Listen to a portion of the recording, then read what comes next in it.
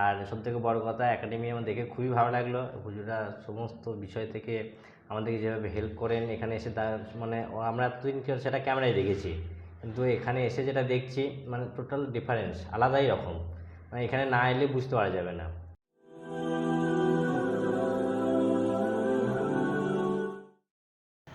আসসালামু আলাইকুম ওরহমতুল্লাহি ওবরাকাতু। জি, আশা করি আপনারা সবাই ভালো আছেন। আমি কলকাতা দারুল আমাল একাডেমি থেকে মাওলানা আলমগীর।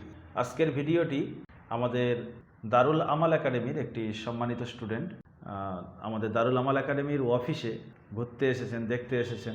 যে ভাইয়ের উদ্দেশ্য শুরু থেকেই ছিল যে যেখানে আমি পড়ছি অফিসে যাব, হুজুরদের সঙ্গে দেখা করব।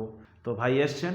তো ভাই কোন জায়গায় বাড়ি, বর্তমানে কোথায় থাকে, কিভাবে পড়াশোনা করেন, একাডেমিতে এসে কীরকম লাগলো, সব কিছু ভাইয়ের মুখ থেকে শুনবো। ভাই আপনি আপনার নাম এবং সব কিছু শেয়ার করেন। আসসালামু আলাইকুম, আমার নাম মহিদুল শেখ। আমি পূর্ব বর্ধমান জেলার কাটোয়া থানা থেকে আসছি। আমি কাজের সূত্রে শিয়ালদাতে থাকি। তো আমি যখন কলকাতা দারুল আমাল একাডেমিতে অ্যাডমিশন নিই, কিছুদিন 2-4টে ক্লাস করার পরই ভেবেছিলাম মনে মনে যে যাবো, একবার হুজুরদের সঙ্গে দেখা করব, হুজুরদের সঙ্গে কথা বলবো, কেমন লাগে দেখবো, এই ইনস্টিটিউশন কেমন একবার দেখার খুব ইচ্ছা ছিল। তো আল্লাহ পাকের অশেষ রহমত ও মেহেরবানি আমি এখানে আসতে পেরেছি এবং হুজুরদের সঙ্গে কথা বলছি, খুবই ভালো লাগছে। আর সবথেকে বড় কথা একাডেমি আমার দেখে খুবই ভালো লাগলো। হুজুররা সমস্ত বিষয় থেকে আমাদেরকে যেভাবে হেল্প করেন, এখানে এসে মানে আমরা এতদিন সেটা ক্যামেরায় দেখেছি, কিন্তু এখানে এসে যেটা দেখছি মানে টোটাল ডিফারেন্স, আলাদাই রকম। মানে এখানে না এলে বুঝতে পারা যাবে না। সবাই আমরা খুবই ভালো লাগছে, আমি খুবই খুশি। তারপরে হুজুররা যেভাবে আমাকে আতিথেয়তা করলেন, মানে জাস্ট বলার কিছু নেই, খুবই সুন্দর লাগলো আমার। আমি মন থেকে আল্লাহর কাছে শুকরিয়া আদায় করছি, আমি খুব খুশি। আপনি কত নম্বর ব্যাচে পড়েন এবং বর্তমানে সবক কোথায় চলছে একটু যদি শেয়ার করতেন। জি, আমি 207 নম্বর ব্যাচে পড়ছি এখন বর্তমানে, এবং আমার আম্মা পড়া 30 পড়ায় চলছে। সূরা আবাসা আমাদের চলছে, হুজুর পড়াচ্ছেন সূরা আবাসা।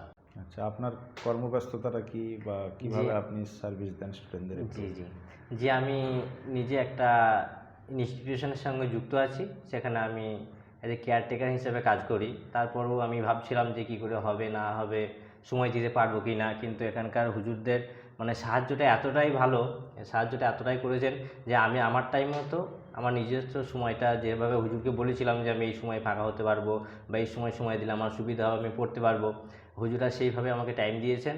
আমি নিজে রাত্রি 10টা থেকে 11টার ব্যাচে পড়ি, কিন্তু একদম পারফেক্ট সময়ে ক্লাস শুরু হয়। আমার খুবই ভালো লাগে ক্লাস করতে, আর আমরা ক্লাস করার জন্য আগ্রহ প্রকাশ করি এবং মানে অপেক্ষা করে থাকি যে কখন লিঙ্ক আসবে।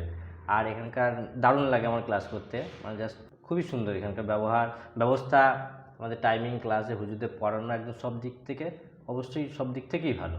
তো যেটা আপনি অনলাইনে শুনেছিলেন, এখানে অফিসে ভিজিট করে কি জিনিসটা বাস্তব দেখছেন, এটা কীরকম ফিল করছেন?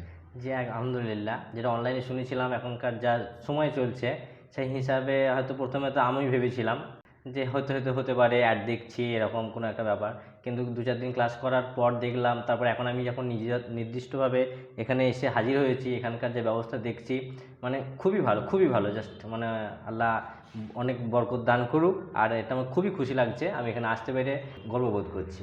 দারুল আমাল একাডেমির যে সমস্ত সম্মানিত স্টুডেন্ট আপনারা ভিডিওটি দেখছেন, অবশ্যই আপনাদেরও দাওয়াত রইল দারুল আমাল একাডেমির পক্ষ থেকে। আপনারা অবশ্যই সময় পেলে, দেশের আমি জানি আপনারা বিভিন্ন প্রান্তে ছড়িয়ে রয়েছেন, তারপরও যখন আপনি দেশের বাড়িতে আসবেন অবশ্যই একটু সময় নিয়ে একাডেমিতে ঘুরে যাবেন। ভালো থাকবেন। দারুল আমাল একাডেমির সমস্ত টিচার এবং এই প্ল্যাটফর্মের জন্য দোয়া করবেন। আসসালামু আলাইকুম ওয়া রাহমাতুল্লাহি ওয়া বারাকাতুহু।